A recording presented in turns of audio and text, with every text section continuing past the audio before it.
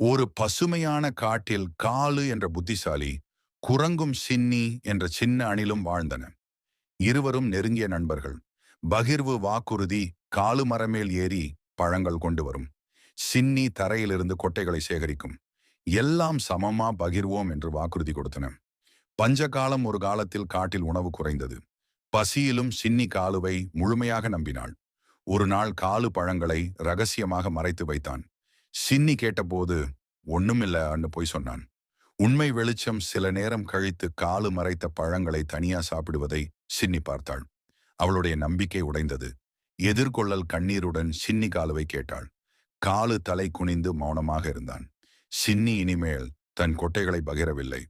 பசி காலுவை வாட்டியது. அப்போதுதான் அவன் தவறை உணர்ந்தான். காலு மனமாற மன்னிப்பு கேட்டான். சின்னி மெதுவாக மன்னித்தாள். துரோகம் நம்பிக்கையை உடைக்கும். உடைந்த நம்பிக்கையை மீண்டும் கட்டுவது கடினம்.